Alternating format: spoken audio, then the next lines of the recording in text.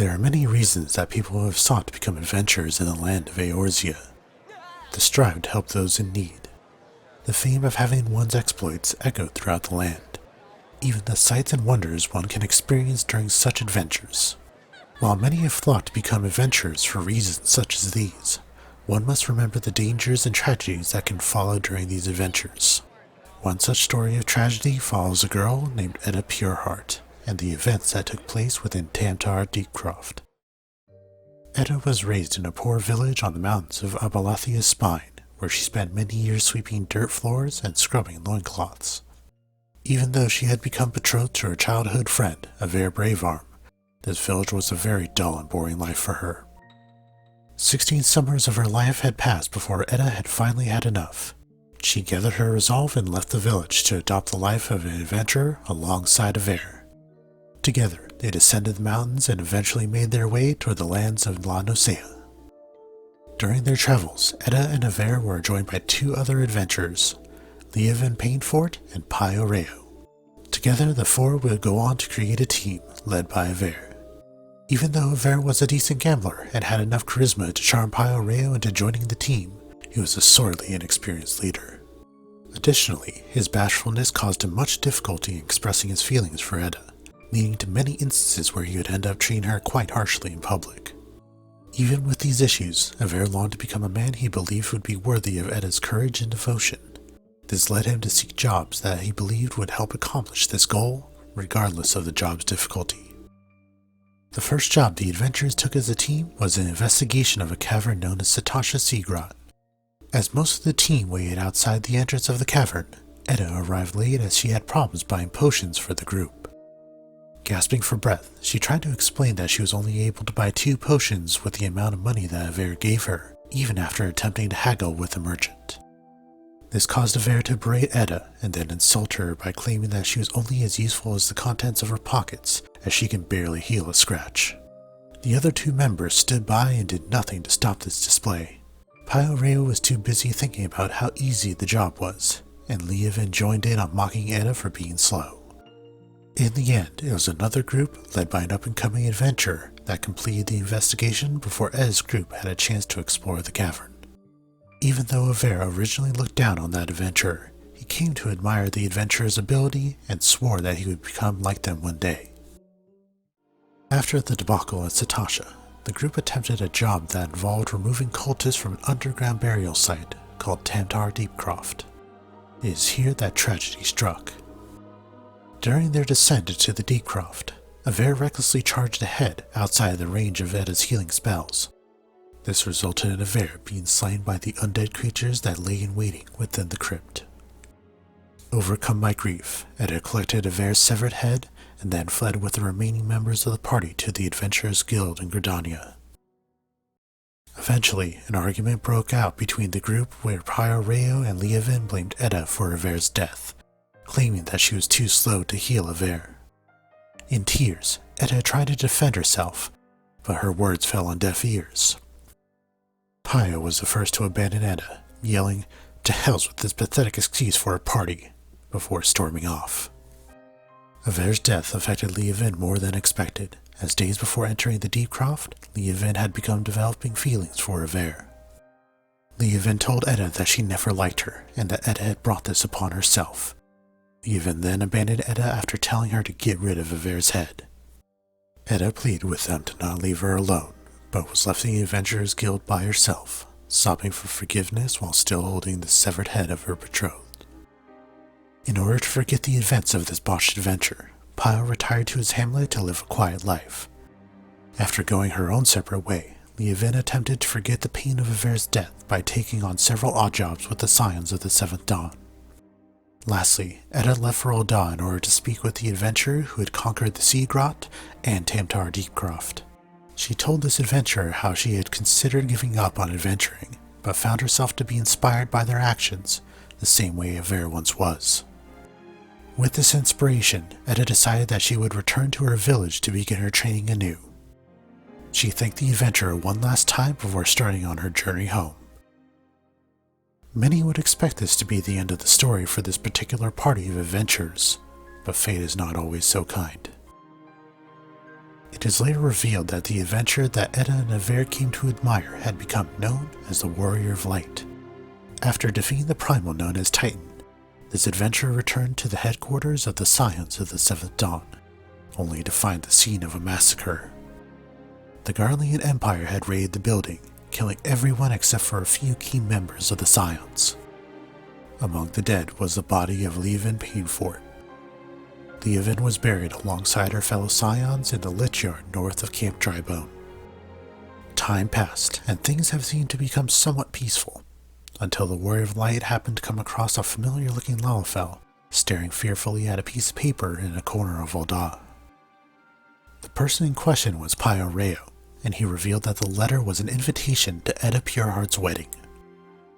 He admitted that he was happy for Edda until he saw the name of the groom-to-be, Eivir Bravearm. On top of that, the location of the wedding was the same place where Eivir was slain, Tam-Tara Deepcroft. Rightfully concerned, Pio asked the Warrior of Light if he knew where Leovan was so he could consult her about the invitation. Upon learning of Leovan's passing, Pio asked to see her grave in order to pay his respects to her. The pair traveled to the Lich Yard together, but were greeted with the sight of a defiled and empty grave. Pio immediately suspected that Edda was the culprit behind Leovan's missing body, believing that the death of Eivir and the cruel way Edda was abandoned drove her to madness. Determined to restore Edda to her senses, Pio left for the Deepcroft in order to confront her.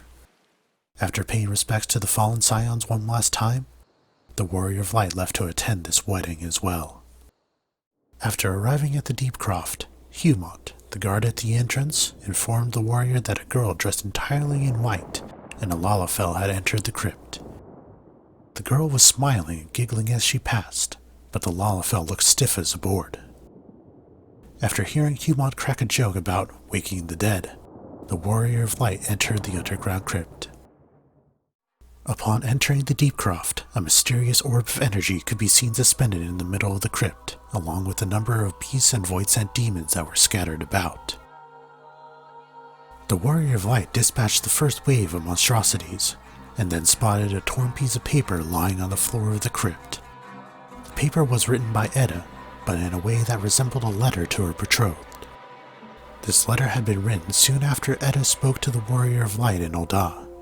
She mentioned how speaking with them had instilled her with confidence and made her feel better prepared for the future ahead. This was not the only piece of paper, as many were scattered throughout the crypt. After slaying more of the beasts and demons, the warrior found the second letter. This letter had been written about a week after Edda had returned to her village, and she spoke about how she felt returning to the village was a mistake.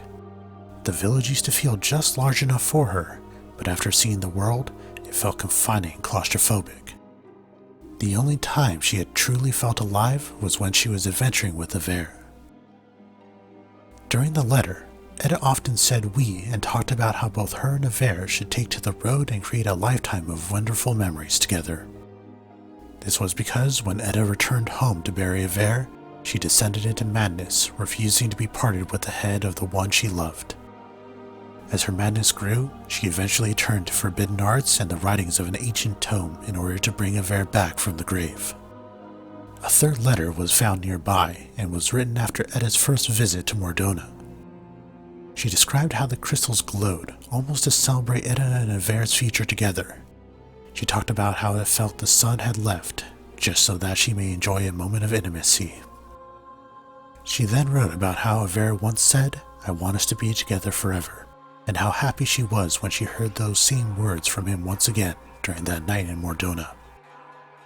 Unable to find a direct path to the central platform, the Warrior of Light proceeded down a corridor into a large chamber.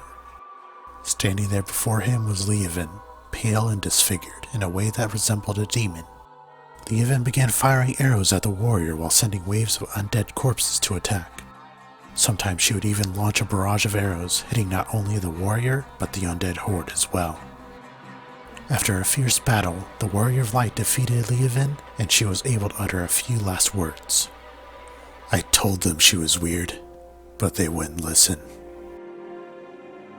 After passing through the chamber, the Warrior of Light came across some catacombs with branching paths and 3 rooms. The main hall of the catacombs was guarded by wandering souls and a reanimated headless corpse in armor.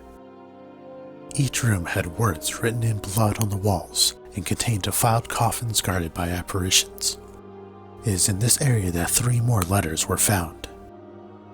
The 4th letter revealed that Edda had traveled to Thanalan and mentioned how the scorching heat was something that Eorzea was never fond of. Due to how harsh the weather was for Eozea's head, Edda decided that their next destination would be Korthos, hoping that the colder air would be better for him. The 5th letter showed that Edda had been searching for a body to give to her betrothed. She said that it had not been easy, and asked Eorzea to have patience and faith in her as she makes him whole again.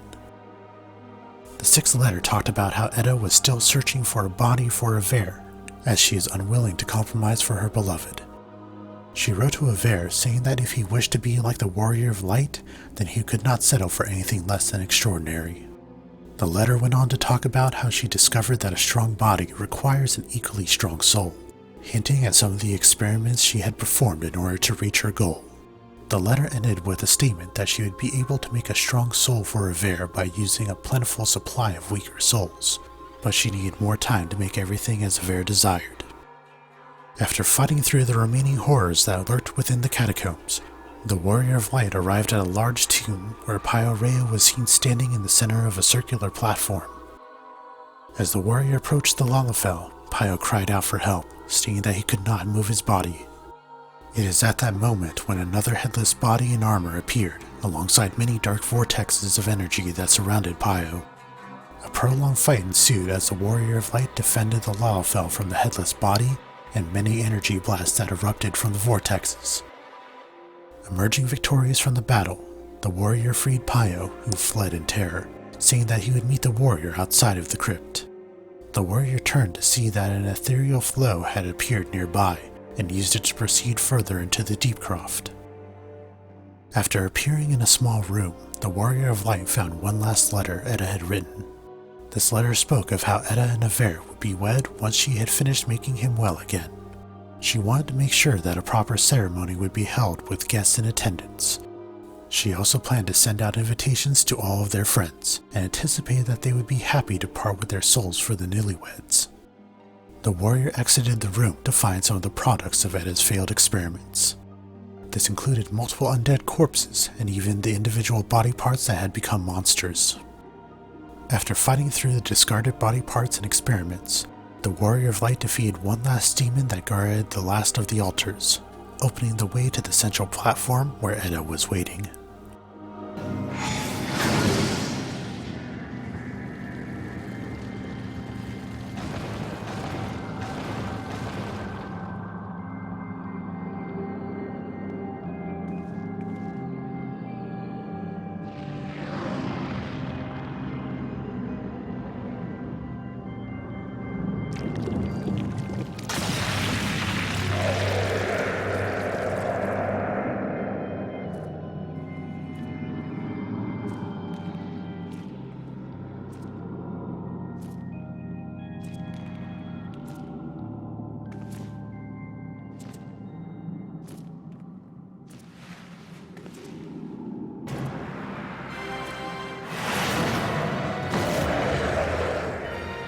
After appearing from the mysterious orb, the transformed demonic head of Eorzea began its assault.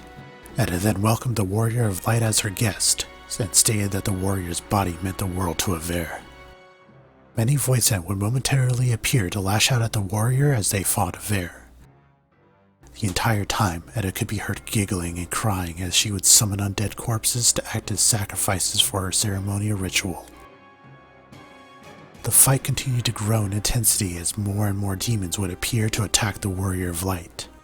In the end, the warrior struck Eorzea with an attack that sent the demon head crashing to the floor and exploding into a dark cloud of mist. Shocked by the loss of her betrothed, Edda slowly backed away from the warrior until she reached the edge of the platform. As her clothes caught fire from the nearby candles, Edda lost her footing and slipped off the edge of the platform. There was no scream or cry for help, as she only grinned and plummeted to the rocks below. The Warrior of Light made their way out of the Deepcroft, where they found Pio Reo standing next to a nearby lantern. After learning of the events inside of the crypt, the Lalafell stated that it was finally over. He wished that things could have ended differently, but stated that there was no other choice and let out a long sigh. As Pureheart began walking off, he turned to tell the Warrior of Light of his plan to return home when something caught his eye.